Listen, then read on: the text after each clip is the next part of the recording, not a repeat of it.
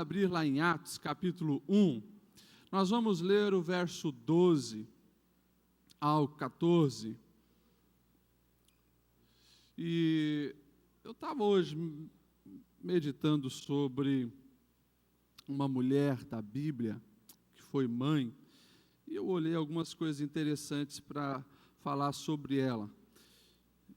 Eu coloquei aqui, acho que muitos pontos, muitas lições, não sei se vai dar tempo de a gente falar tudo, mas tem coisas preciosas para nós, que somos filhos, e também para as mães que aqui estão presentes. Atos 1, 12 ao 14, os irmãos acharam? Amém? Diz assim: então eles voltaram para Jerusalém, vindo do monte chamado das Oliveiras, que fica perto da cidade, cerca de 1 quilômetro. Quando chegaram, subiram ao aposento onde estavam hospedados. Achavam-se presentes Pedro, João, Tiago e André, Filipe, Tomé, Bartolomeu e Mateus, Tiago, filho de Alfeu, Simão, o Zelote, e Judas, filho de Tiago. Todos eles se reuniam sempre em oração com as mulheres, inclusive Maria, a mãe de Jesus, e com os irmãos dele. Amém? Pode se assentar.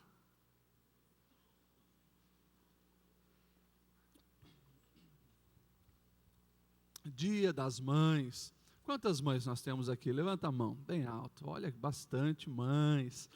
Glória a Deus pela sua vida, mamãe. Hoje é o dia, então, de muita troca de presentes, de muitas palavras carinhosas. A gente vê as redes sociais bombando, né, de foto com a mãe. E talvez você até viu alguns personagens que passam o ano inteiro entristecendo a mãe, né? Mas hoje bota aquela foto abraçadinho, beijando. São coisas que a gente vê por aí. E durante o ano nós sabemos que nem sempre são essas rosas todas, né? Tem os espinhos, porque nós vivemos em tempos difíceis.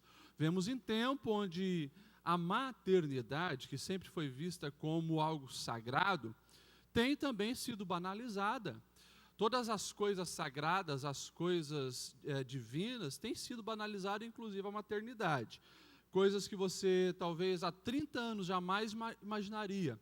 Se você hoje, quem sabe, conseguisse ressuscitar uma pessoa que viveu há 30 anos atrás e mostrasse o jornal de hoje para ela, ela se assustaria com muitas coisas. Com a violência, talvez pouco, com as doenças, talvez um pouco, mas ela certamente se assustaria com a banalização da moralidade e da maternidade. Mulheres tiram a roupa hoje, vão para a rua fazendo passeata das vadias, defendendo o aborto, defendendo o assassinato de fetos, defendendo o assassinato de crianças que estão sendo geradas dentro de si, e consideram isso como uma manifestação natural, normal, de direito. Então nós vivemos em tempos interessantes, preocupantes, de opostos. Né? Enquanto nós, de um lado, esta semana eu pude perceber muito isso, né? Mulheres vêm aqui, mães pedindo oração pelos filhos, o amor pelos filhos. Mulheres chegam aqui na igreja, que não são mãe ainda, mas sonham em nutrir, né, e ter esse privilégio, chegam aqui, pastor, ora, eu sonho em ter um filho. E de repente você vai, liga a televisão, ou às vezes até mesmo na nossa idade, você vê essas manifestações malucas, banalizando a figura materna. Tudo isso precisa gerar em nós reflexões importantes, que mudem a nossa maneira de pensar a respeito de nós mesmos como filhos, respeito de vocês mulheres como mães, porque no meio desse caos, Deus ainda conta com os escolhidos. Deus ainda conta com aqueles que são luz no meio das trevas para brilhar, fazer a diferença. Deus conta com você, mãe. Você, mãe, é a resposta de oração, porque você educa os filhos e você tem uma influência direta na mudança social. Tinha um presidente norte-americano, se eu não estou enganado, era Abraham Lincoln, e ele falava, né, que a mão que embala o berço é a partir dali que surgem então os resultados para uma nação, é a partir dali que surgem as mudanças para um povo. Enfim, quando nós olhamos o texto que nós lemos, eu quero aqui trazer os olhos de vocês, o pensamento de vocês para essa figura de Maria. a mãe de Jesus. Entre tantas mulheres da Bíblia, eu hoje gostaria de destacar a Maria.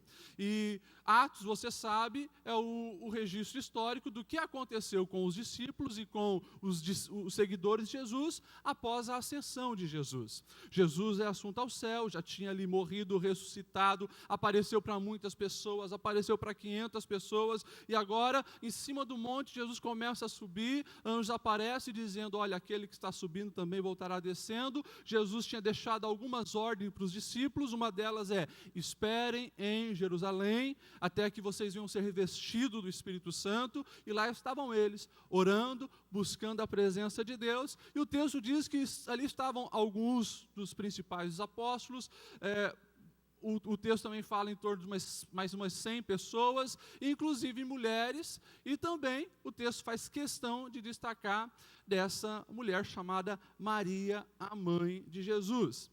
Eu não sei como você imagina essa cena, mas aqui já não era a mesma Maria de 33 anos atrás. Aqui já não era a mesma Maria que teve um encontro com o anjo Gabriel e recebeu ali a anunciação que ela ficaria grávida. Aqui já era uma senhora, uma mulher de 50 anos. E naquela época não tinha Mary Kay, provavelmente já estava com as rugas bem acentuadas. Era uma mulher que não tinha os produtos de pintar cabelo, provavelmente já estava ali com seus fios grisalhos na cabeça. Lá estava Maria, no cenáculo, orando junto com os discípulos. E daí eu fico imaginando esta mulher, tudo que ela passou na sua vida, não era mais aquela menininha, agora já era uma mulher, e eu tenho certeza que a maternidade, principalmente sendo mãe do Salvador do mundo, mudou ela, transformou aquela vida e fez ela ser uma mulher totalmente diferente. E eu convido você então a vamos voltar desde o início e pensar em algumas coisas a respeito do que é ser mãe, a importância da maternidade através da vida de Maria. Tudo começa, então, na aparição de um anjo para Maria, e você tem registro tanto em Mateus quanto em Lucas, dizendo para ela que ela foi chamada para uma grande missão, que ela, então, se tornaria mãe, e era realmente uma missão desafiadora. E o que eu quero destacar é aquilo que Lucas faz questão de registrar no diálogo de Maria com aquele anjo. Lucas capítulo 1, verso 38, o texto diz, respondeu Maria, sou serva do Senhor, que aconteça comigo conforme a tua palavra. Sou serva do Senhor, que aconteça comigo conforme a sua palavra. Você pode pensar, mas Maria, ela foi a mãe do Salvador do mundo, mãe de Jesus, né? Eu sou uma mãe comum, Aí que você se engana, porque a maternidade é algo divino, é algo que foi planejado pelo Senhor, e você pode ter certeza que nada no mundo acontece por acaso. Deus tem o controle de todas as coisas. Eu pergunto para você, mãe que está aqui hoje, você acha mesmo que você engravidou por acaso? Foi um descuido? Foi um acidente? Você pode ter certeza que não. Você pode ter certeza que tudo estava no controle de Deus. A sua vida estava no controle de Deus, a sua gestação, a sua maternidade estava no controle de Deus. E aqui é importante que você entenda isso, porque ser mãe, é justamente ver a maternidade como uma incumbência divina. Mãe que está aqui hoje, você precisa entender que você foi chamada para essa grande missão. Deus te presenteou com algo maravilhoso e, consequentemente, eu sempre falo aqui nas apresentações, um grande privilégio vem acompanhado de grandes responsabilidades. E mãe, quando a gente, eu pelo menos acompanhando, né, as gestações da minha esposa, quando a gente ficou sabendo do nosso primeiro e principalmente do segundo, que não foi planejado, a minha princesinha, a gente vê, né, aquele choque, aquela aflição, meu Deus, um filho, será que vai dar certo? Como é que vai ser?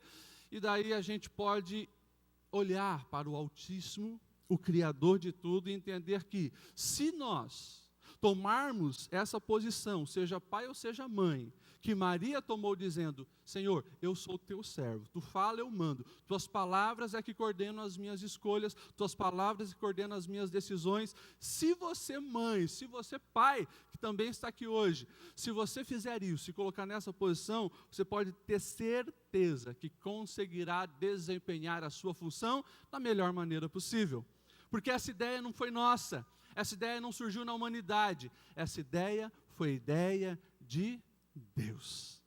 Então, esteja conectado com os céus. E agora, lá está Maria, grávida, e ela então recebe também a notícia de que a sua parente, Isabel, que também já era uma senhora, ela não poderia engravidar, e agora estava ali grávida do famoso João Batista. Ela decide então ir visitar. Lucas, capítulo 1, 56, nós vemos algumas coisas interessantes. O texto diz: Maria ficou com Isabel cerca de 3 meses e depois voltou para casa. Nesses 3 meses, eu imagino que muita coisa boa aconteceu. Nós sabemos que naquele encontro, já o neném que estava ali na barriga de Isabel já chacoalhou, já sentiu a glória de Deus. Isabel fala que Maria é bem-aventurada entre as mulheres. E uma coisa interessante que acontece é, aquela jovem moça que ainda não tinha casado, estava comprometida sim com José, estava prometida a José, era diferente, Era como se o noivado já fosse um compromisso de casamento, não tinha como se desfazer, a não ser por algum imprevisto terrível, de adultério, alguma coisa assim que acontecesse. Lá estava aquela menina lá, e depois que ela recebe aquelas palavras aconchegantes de Isabel, o texto diz que ela começa agora a celebrar ao Senhor. E daí você depois pode ir lá ver o cântico de Maria. Eu ressalto apenas o verso 46 do capítulo 1 de Lucas. Então disse Maria: minha alma engrandece ao Senhor e o meu espírito se alegra em Deus, o meu Salvador. Ou seja, já nos primeiros meses de gestação, ela já tinha essa consciência do privilégio que era ter alguém dentro do seu ventre. E ela faz questão de celebrar ao Senhor.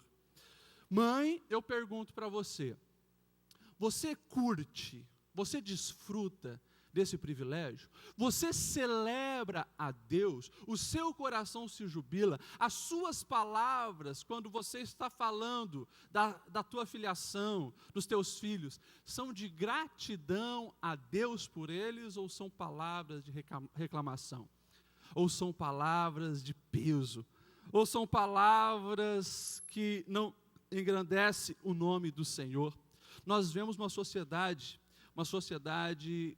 e você sabe que é muito egoísta. Como eu falei, os Facebooks hoje estão bombando de fotos de mães e filhos, mas no dia a dia, no trabalho, você vê que muito do que nós estamos vendo hoje no Dia das Mães não é realidade. Você vê durante o ano muitas mães terceirizando a educação dos filhos, muitas mães vendo filhos como obstáculo para o seu sucesso profissional, para as suas realizações pessoais. E a sociedade é aquela que diz: pense em você, pense em você. Esse movimento abortista que nós estamos vendo aí tem esse viés.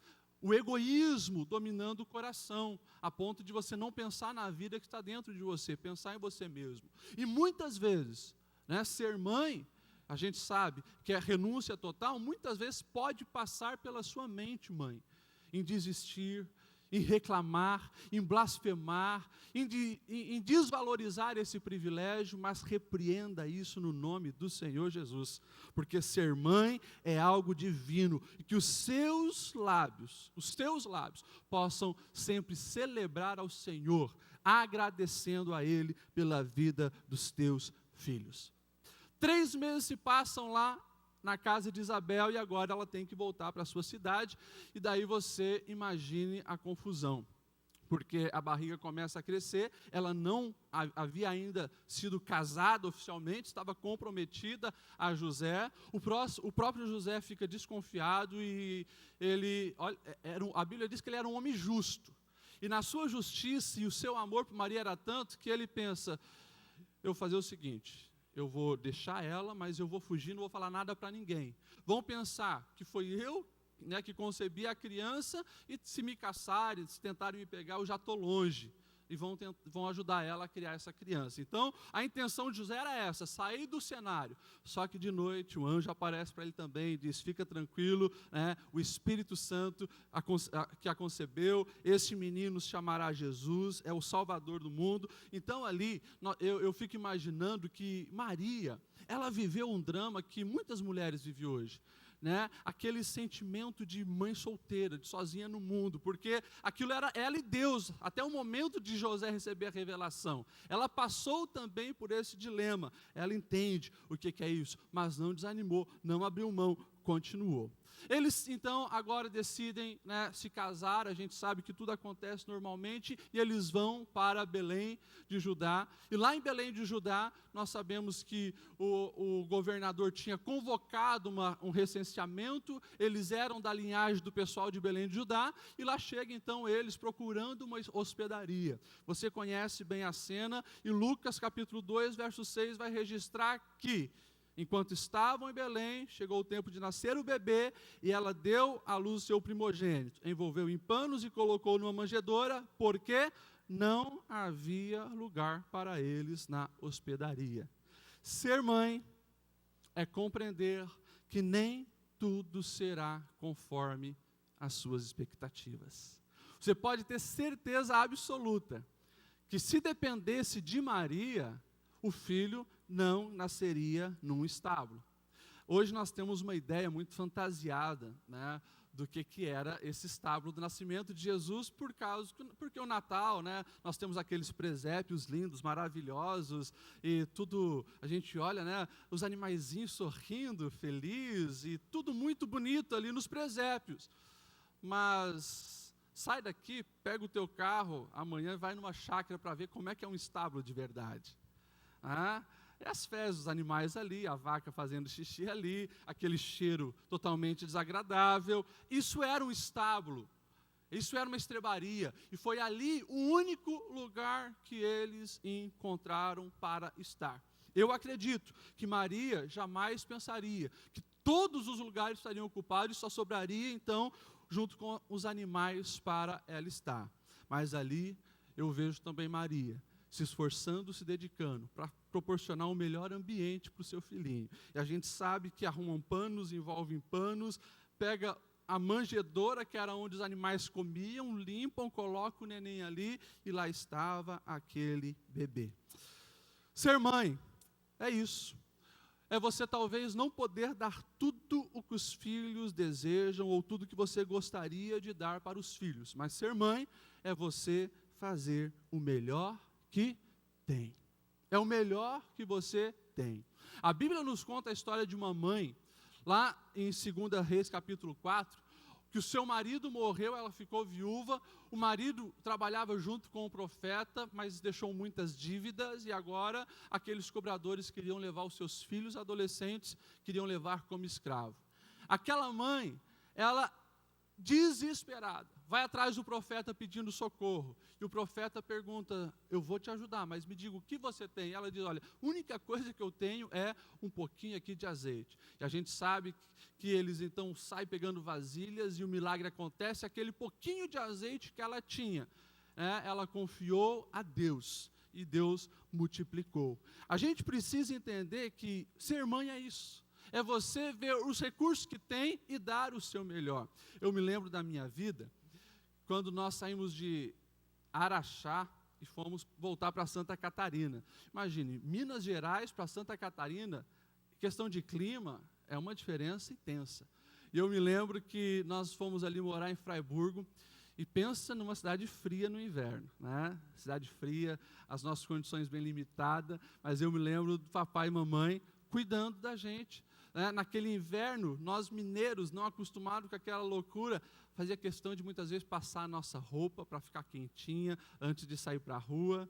Fazia questão, eu me lembro, né, vocês não falam isso para ninguém, eu era criança, né? Mas eu me lembro de mamãe comprar meia calça de lã, né, para os meninos usar também, para mim e para o meu irmão usarmos isso. Mas o que era isso? Era o desejo da mãe cuidar, da mãe zelar, da mãe muitas vezes não poder dar tudo o que queria dar para os filhos, mas aquilo que tem, ela faz com amor, abre mão e mostra sim o seu zelo por aquilo que Deus a confiou. Ali ainda na estrebaria, algo interessante acontece. Chegam pastores que vêm ver o que estava acontecendo, porque eles dizem, olha, nós estávamos no campo, apacentando as ovelhas, e de repente anjos começaram a cantar, nós pastores vimos aquela cena, e nós viemos para cá, seguindo uma luz, seguindo a estrela, e chegaram ali, viram aquela cena maravilhosa, mas eu gosto de prestar atenção nos detalhes, porque o texto diz assim, Lucas 2, 16 a 19, então correram para lá e encontraram Maria, José e o bebê deitado na manjedoura.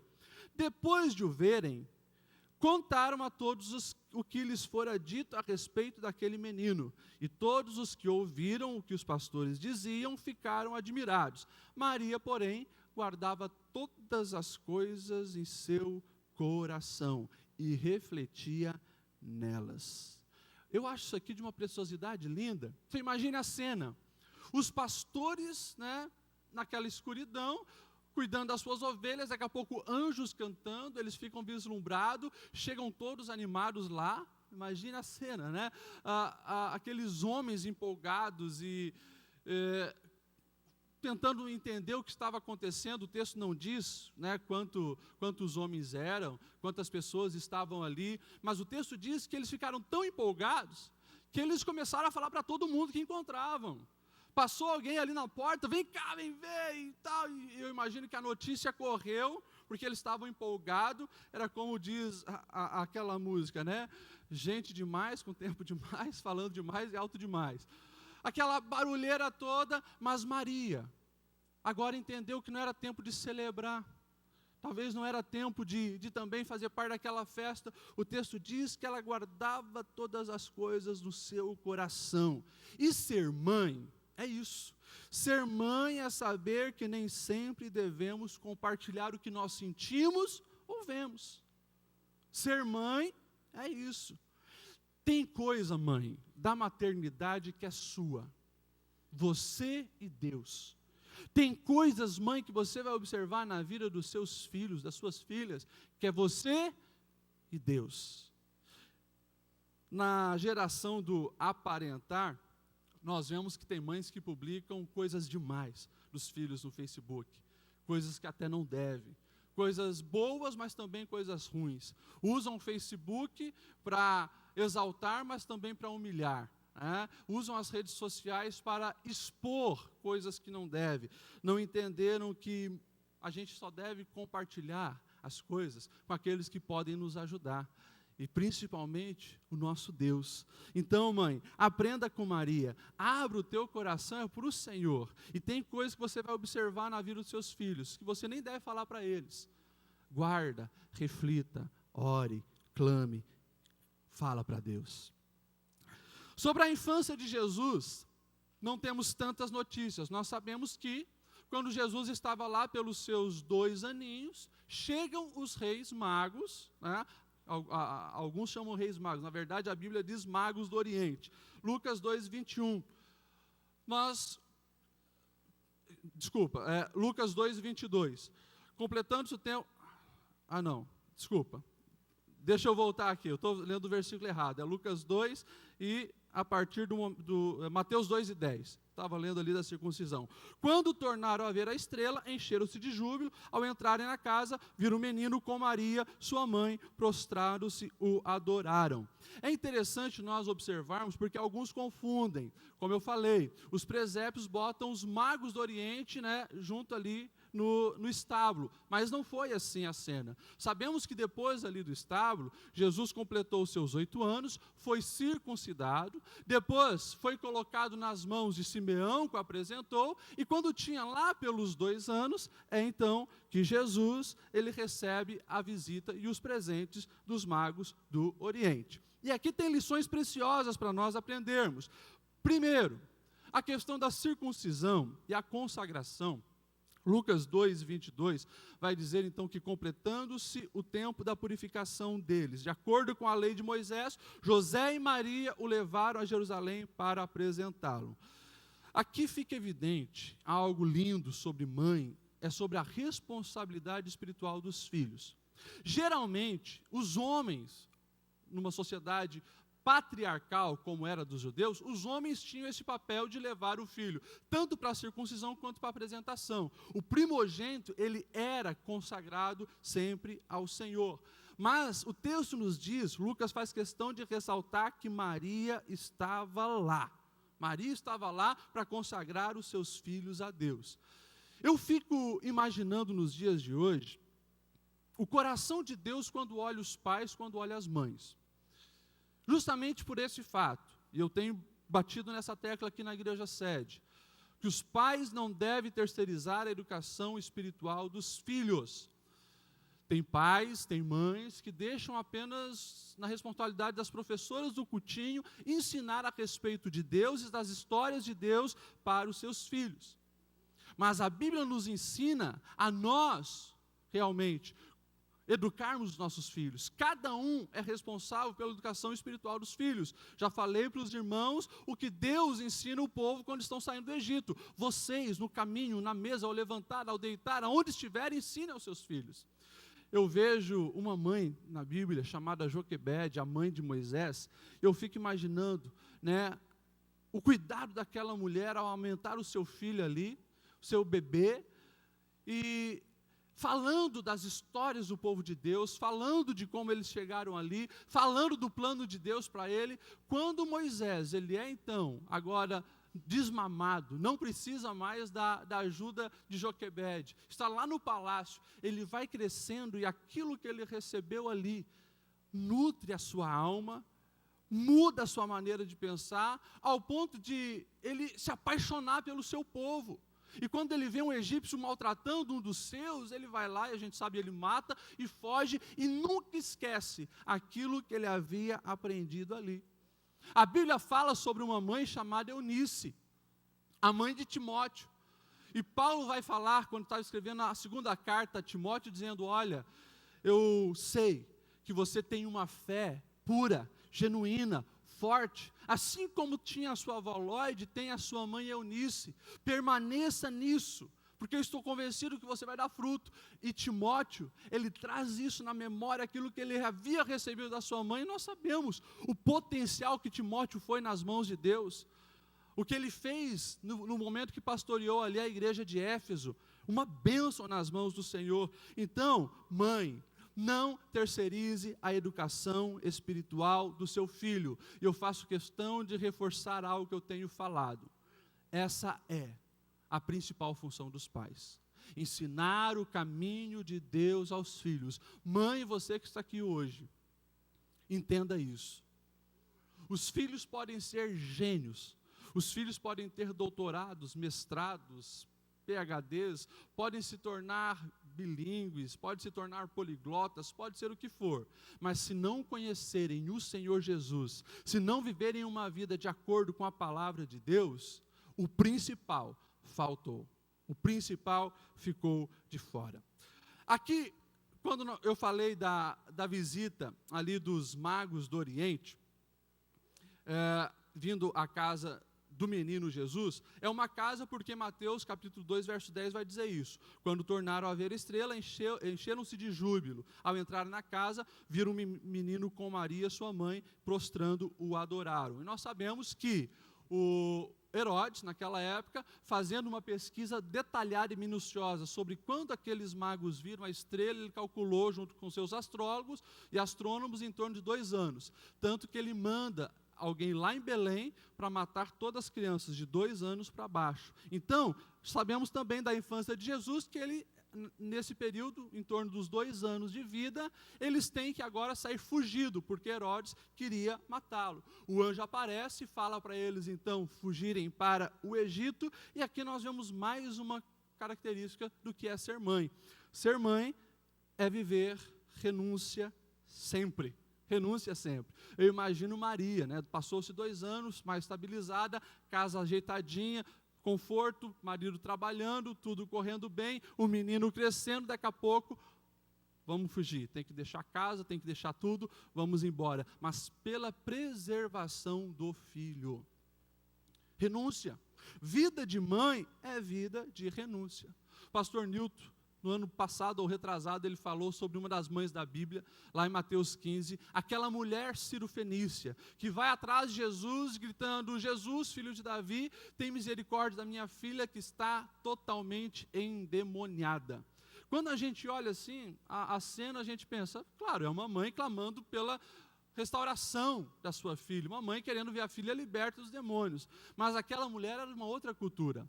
É uma mulher que renuncia à sua cultura, é uma mulher que renuncia aos comentários que ela ouviria sobre a sua reputação, ela abre mão da sua reputação, porque ela chama um homem que não era ainda visto como Messias, de filho de Davi, como Messias, e depois ela vai e se lança aos seus pés e adora o Senhor Jesus. Claro, a gente sabe que depois ela recebe a bênção, mas já parou para pensar quantas renúncias pessoais essa mulher faz pela sua filha? Isso é ser mãe. Se eu perguntar uma por uma das mães aqui, eu sei que todas as mães aqui presentes já renunciaram muito pelos filhos. Muito pelos filhos. Começa já no nascimento, começa já as mudanças no corpo.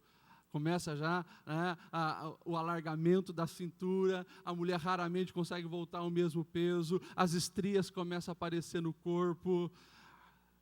Coisas de mãe, coisas de mãe.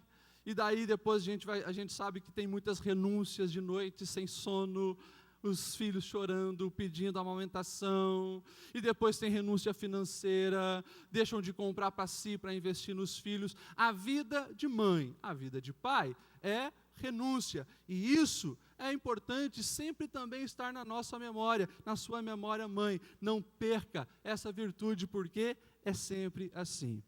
Sobre a adolescência de Jesus, nós temos poucas informações. O que nós sabemos é que quando Jesus completou os seus 12 anos, como todos adolescentes da sua época, participavam do Bar Mitzvah, ou seja, filho da lei. Agora era filho da lei. Então, era a fase de adultização dos filhos judeus.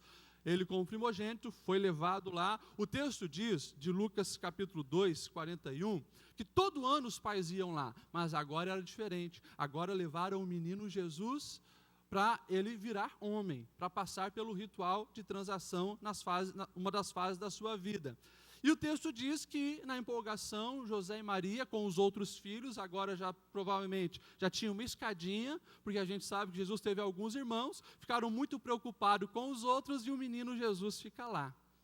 E o texto diz que passaram-se 3 dias, eles procurando Jesus, e alguém teve a ideia: vamos voltar para o templo. E eles voltam então para o templo, e lá encontram Jesus, e daí a gente vê Jesus dizendo algo interessante. Quando seus pais o viram, ficaram perplexos. A sua mãe disse: filho, por que você nos fez isto? Seu pai e eu estávamos aflitos à sua procura. E ele perguntou: por que vocês estavam me procurando? Não sabiam que eu devia estar na casa de meu pai? Mas eles não compreenderam o que ele dizia. Mãe é saber que filhos, eles criam asas e voam. Talvez esse seja um dos maiores dilemas das mães, é saber que os filhos não são de vocês. Os filhos crescem, criam asas e vão. A gente vê lá atrás uma mãe que até mais cedo viu isso acontecer. Ana clama a Deus pelo um filho, e nasce Samuel depois de muitas lágrimas derramadas, e ela o devolve a Deus. Ficou com ele só enquanto eram os dias da amamentação, segundo a tradição, por volta do quarto a quinto ano. Ou seja, com 4 ou 5 anos, Samuel é levado e consagrado a Deus. Mas isso aqui é importante, mãe, você entender, que o filho não é teu. Nenhuma mãe cria o filho para si mesmo, e não deve ser assim. Infelizmente, muitos filhos caem nas mãos do mundo. Muitos filhos caem nas mãos de pessoas erradas. Muitos filhos crescem, voam, mas voam para lugar errado. Por isso, mãe, Presta atenção, a melhor coisa é fazer o que Maria fez desde o primeiro momento, o que Ana fez e o que Maria continuava fazendo agora na adolescência do seu filho, colocando o melhor que ela tinha ao serviço do Senhor. A sábia decisão de uma mãe é quando ela entende que os filhos não vão ser para ela e ela decide entregar e consagrar os filhos ao Senhor. Por mais que ela sabe que a vida vai trazer sofrimentos, vai trazer angústia, mas se está nas mãos do Senhor, Ele vai chegar bem lá no final. Se está consagrada ao Senhor, vai chegar bem lá no final. E a gente olha, nossa, mas será que o menino Jesus era desobediente? Não. O verso seguinte, 51 de Lucas 2, diz: então Jesus foi com eles para Nazaré e era-lhe obediente. Sua mãe, porém, guardava todas estas coisas em seu coração. Passou pelas fases da vida, e eu acho interessante isso, e aqui eu queria falar uma coisa importante para você, mãe. Não pense que o teu filho precisa do teu apoio emocional e espiritual, só na infância, só na primeira ou segunda infância. Filhos precisam da mãe sempre. Filhos precisam da mãe sempre. Você pode, talvez, pegar alguém que, por volta lá dos 50 anos, alguém que já está com seus cabelos brancos, mas se ele tem a mãe viva, como ele tem prazer em estar conversando com ela, colocar o rosto no ombro dela, estar junto, porque mãe é mãe. Mãe, presta atenção nisso.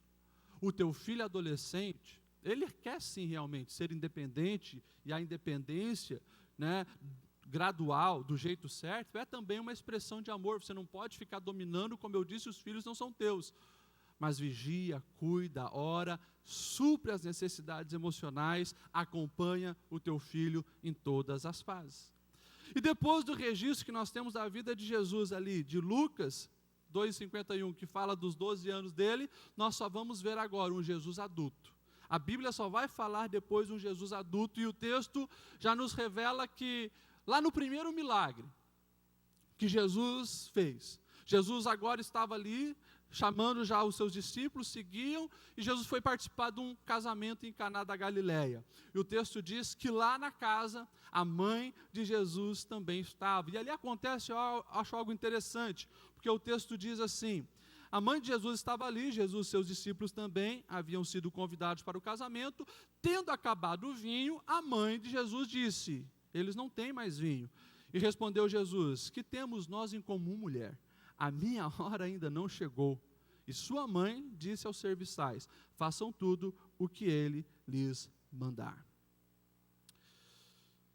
Algumas pessoas olham para esse texto e pensam: nossa, mas Jesus foi muito grosso com a sua mãe, né?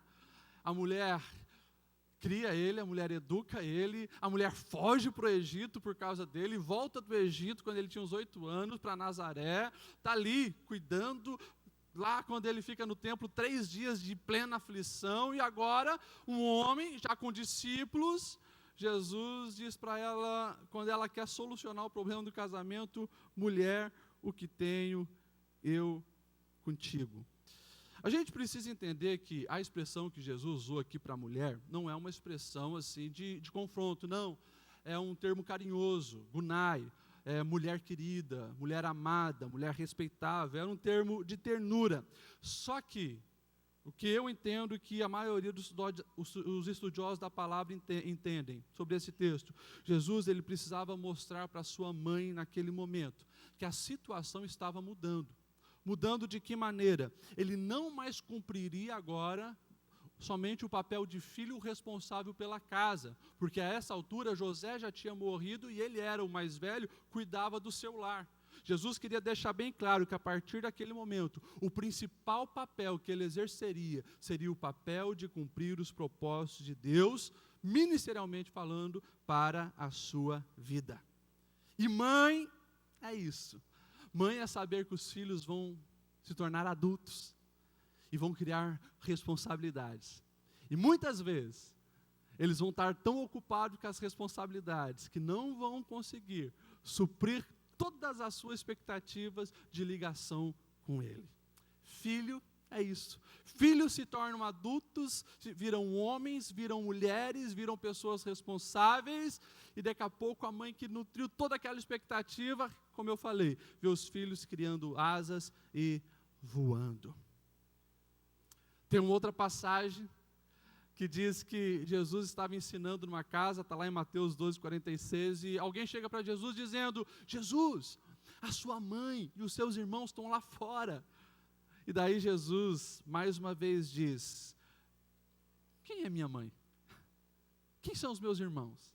Minha mãe e os meus irmãos são esses que estão aqui, fazem a minha vontade. Aqueles que fazem a minha vontade, esse é meu irmão, minha mãe, minhas irmãs.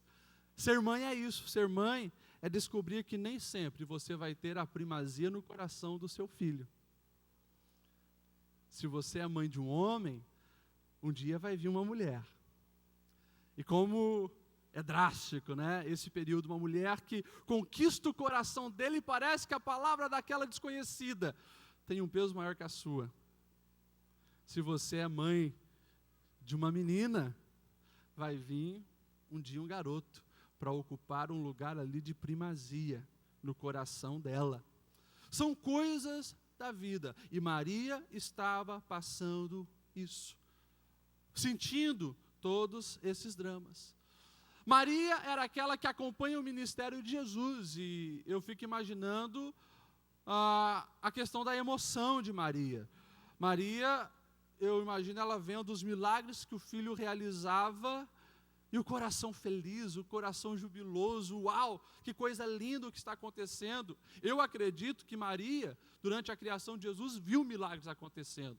Porque no registro do primeiro milagre, é ela que diz: olha, faça tudo o que ele mandar. Já sabia que ele solucionava alguns problemas nessa questão.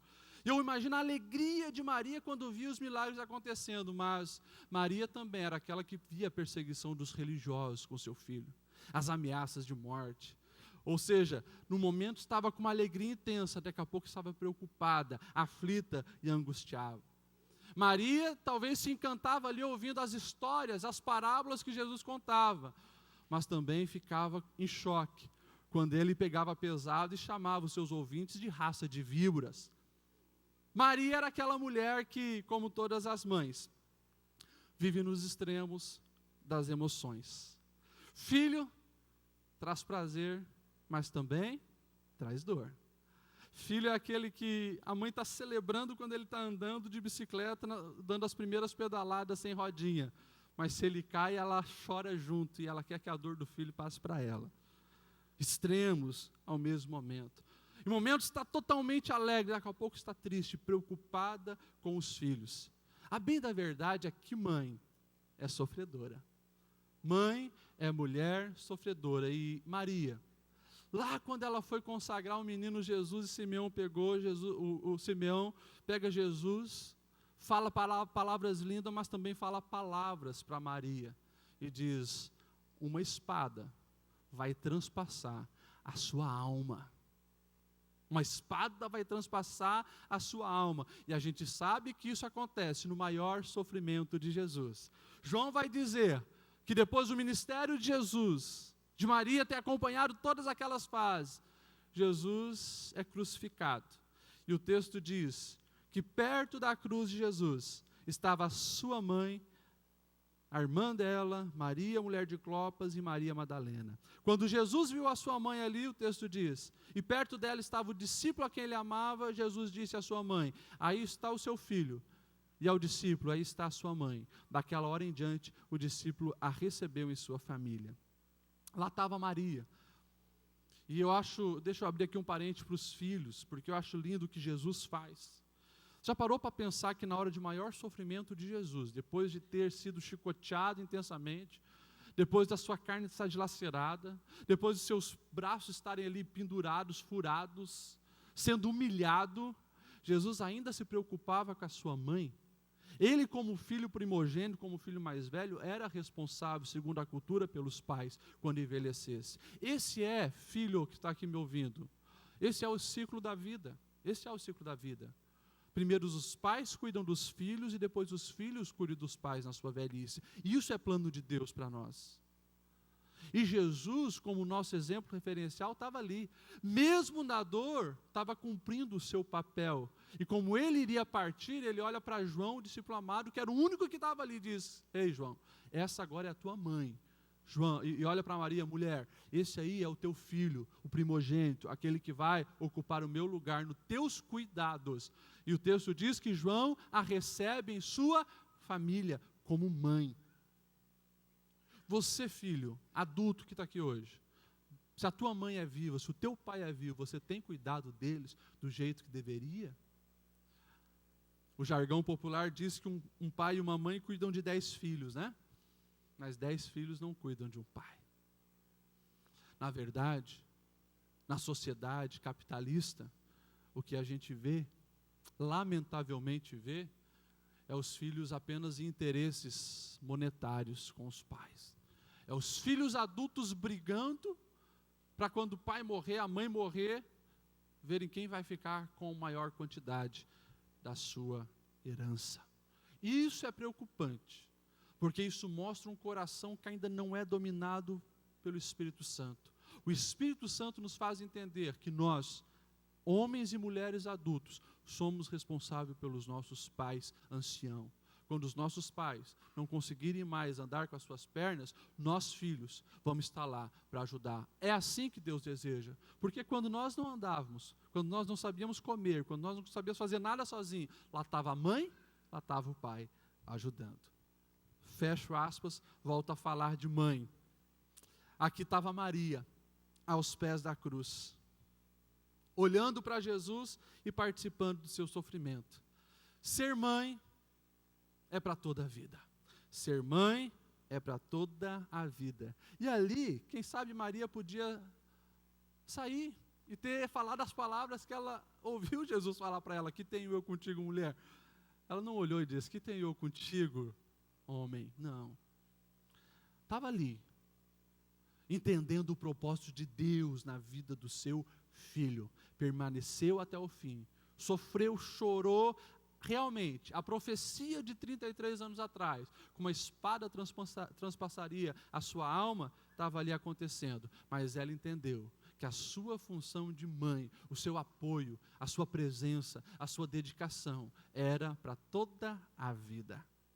Essa semana, numa das visitas pastorais, uma mulher que já passou dos 80 anos, me liga chorando, dizendo: pastor, o senhor precisa ajudar os meus filhos.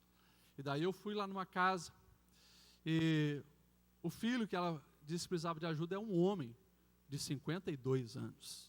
52 anos. E aquela mulher, ela falou uma frase para mim que me impactou. Ela disse: pastor, o meu maior desejo é ver os meus filhos bens, trazendo alegria para o meu coração e trazendo alegria para os pais dele. A frase que ela usou.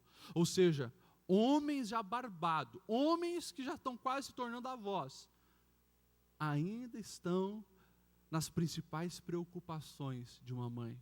Ainda são alvos das orações de uma mãe. Mãe é para toda a vida. Eu vou concluir, o tempo passou. Você pode se colocar em pé. Aqui, no texto que nós lemos para abrir, no cenáculo, lá estava Maria, e o texto diz que eles costumeiramente se encontravam lá para orar. Para orar. Maria passou por todas as fases, cresceu, amadureceu, chorou, sofreu, mas estava lá sempre acompanhando o seu filho. E uma coisa ela entendeu: o poder da oração. Ela tinha ainda mais outros filhos para acompanhar, que também já estavam agora se tornando adultos. E ela entendeu o poder da oração. Mãe que está aqui hoje, algumas eu sei que estão passando por problema com os filhos, outras eu sei que os filhos têm trazido muita alegria para vocês. E tem outras, a grande maioria talvez, eu não tenho uma convivência contigo para saber como é que está a sua maternidade. Se você está realizada, está frustrada, não sei. Eu sei o seguinte, que o Deus que te deu o privilégio de ser mãe, é o Deus que te capacita para você, em cada fase da vida dos seus filhos, você desempenhar o seu papel da melhor maneira possível. Por isso, mãe, aprenda com essa senhora aqui, que já estava em torno dos seus 50 anos, mas não saía do local de oração. Estava lá, joelhos dobrados, clamando, buscando em conexão com os céus.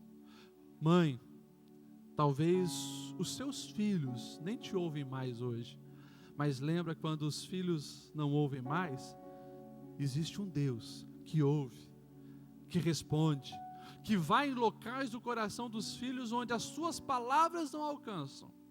E que você, mãe, ouvindo essa singela reflexão a respeito da vida de Maria, os desafios da maternidade que ela passou, que você venha entender isso, o chamado divino para a sua vida através da maternidade, e que você venha se dedicar de corpo e alma a desempenhar essa função segundo o coração de Deus.